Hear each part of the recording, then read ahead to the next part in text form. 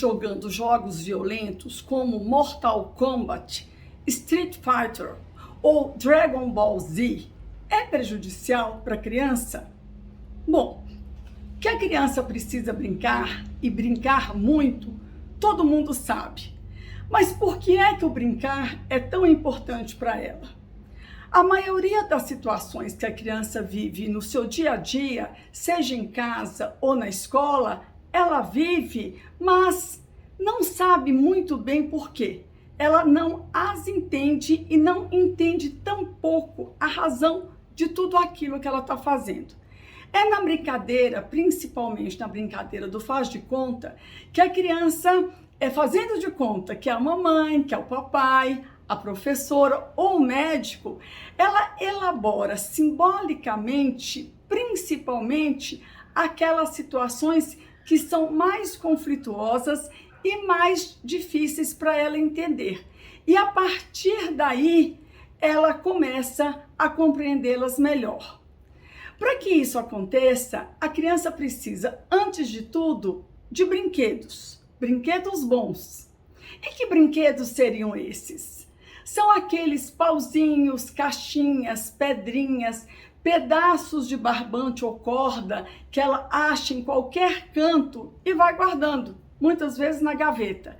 E que a mãe, por vezes, quer jogar tudo fora achando que é lixo.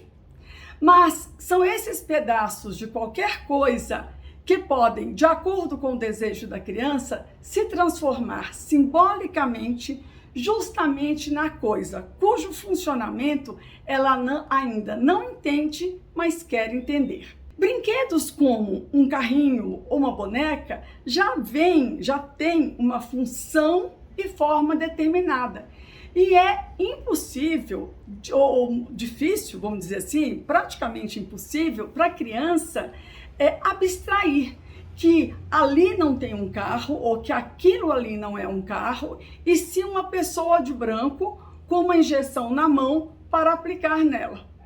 Se ela tiver uma pedrinha, a pedra se torna na pessoa de branco e o carro, se ela quiser, pode até passar por cima da pedrinha. É mais fácil a pedrinha se tornar a pessoa de branco. Para que a criança entenda o mundo que ela vive, é muito importante que haja uma ponte entre o mundo criado e inventado por ela e a realidade. E é aí que entra a brincadeira, para fazer a ponte, porque é justamente na brincadeira que a criança associa a seu modo esses dois mundos. Além disso, brincar contribui para o desenvolvimento infantil, para a elaboração dos conteúdos internos da criança, como o medo, a insegurança e a angústia. É brincando que ela descobre a cooperação, desfruta dos vínculos sociais e dos benefícios da interação com o outro e do afeto, dentre muitas outras coisas. No entanto, com base no entendimento trazido pela psicanálise, nós, seres humanos, por natureza, somos ruins, egoístas e malvados.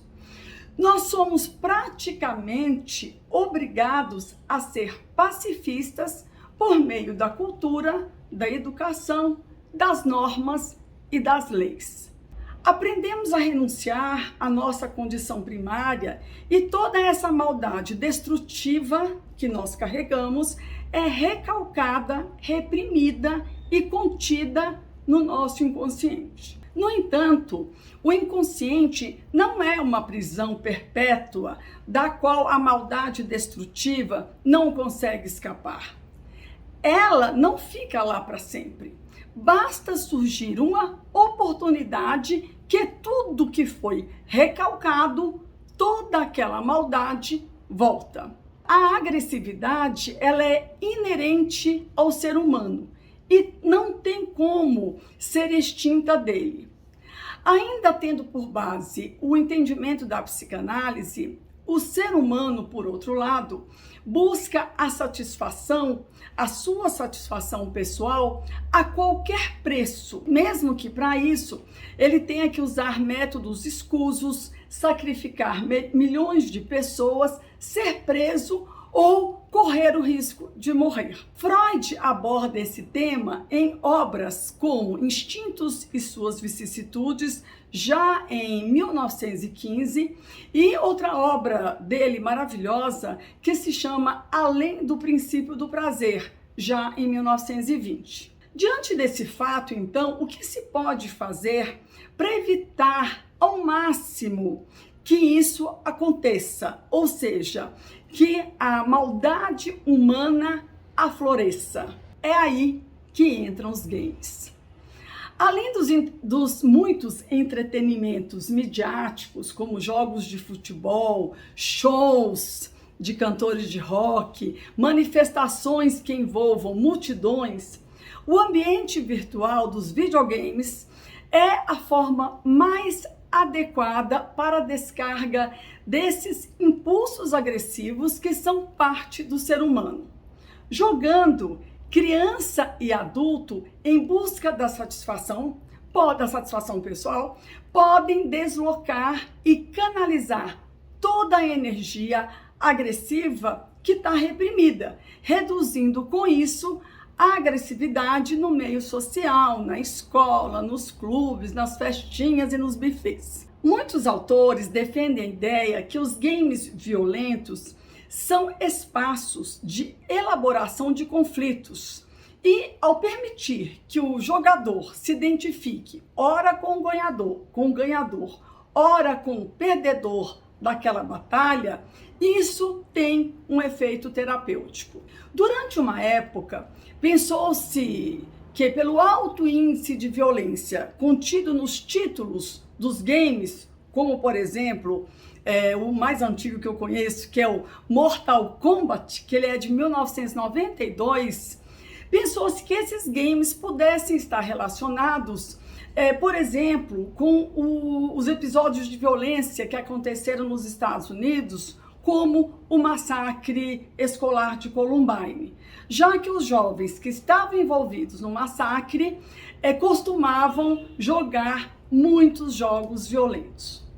No entanto, temos autores como Vieira, Mendes e Guimarães que defendem que os atos de violência feitos pelos jovens não estavam diretamente relacionados ao fato deles jogarem jogos violentos, mas sim tinham a ver com fatores como a negligência dos pais, uma vez que um dos atiradores foi classificado como um depressivo suicida e o outro apresentava tendências à psicopatia homicida, tinha a ver ainda com o ambiente escolar pouco acolhedor e com as atitudes negativas e depreciativas dos colegas de ambos. Não podemos nos esquecer que as palavras, elas ferem tanto ou mais do que um soco.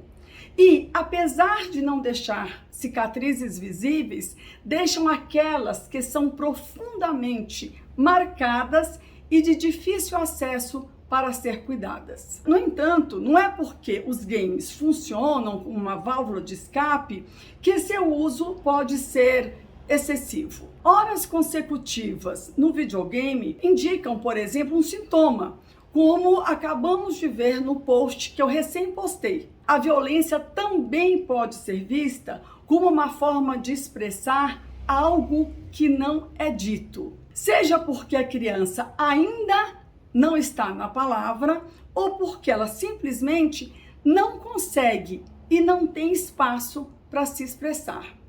Assim, a satisfação dela se reduz e fica confinada nos games, fazendo com que ela fique cada vez mais ensimesmada. Em uma carta-resposta para Einstein, que em 1932 perguntou ao Freud se existiria alguma forma de livrar a humanidade da ameaça da guerra, Freud diz, abre aspas, como o senhor mesmo observou, não há maneira de eliminar totalmente os impulsos agressivos do homem. Pode tentar desviá-los, num grau tal que não necessitem encontrar expressão na guerra. Fechamos aspas. Pelo visto, parece que nós, atualmente, não estamos sendo bem-sucedidos nessa tarefa. É só observar a recente devastação que a guerra entre a Rússia e a Ucrânia tem feito e ainda fará. Os interesses humanos raramente foram resolvidos pela palavra. Sempre foram resolvidos pela violência e, historicamente, a força muscular foi, aos poucos, sendo substituída pelos equipamentos e pelos os instrumentos. A dominação sempre foi um privilégio daquele que tivesse um poder maior, seja pela violência bruta ou pela violência apoiada no intelecto. Portanto, fiquem tranquilos, desde que as crianças tenham um limite de tempo, algo em torno de 1 hora e 15, nunca mais do que isso, elas podem e devem, que foi o que a gente observou pela literatura, sim, jogar esses jogos. E não fiquem impressionados com os títulos. Os títulos são só para atrair mais compradores. De fato, eles têm o mesmo objetivo, que é destruir o inimigo. Que uma hora pode ser eu, outra hora pode ser o outro. Bom, hoje eu fico por aqui. Até a nossa próxima sexta-feira com um próximo assunto, sempre voltados para assuntos contemporâneos que impactam crianças e pais. Se vocês gostaram, compartilhem e não se esqueçam de acionar o sininho para receber novos vídeos. É muito importante que vocês assistam o vídeo até o fim, para que os algoritmos entendam que esse assunto é um assunto importante, principalmente para pequena criança. É muito bom falar para quem quer escutar.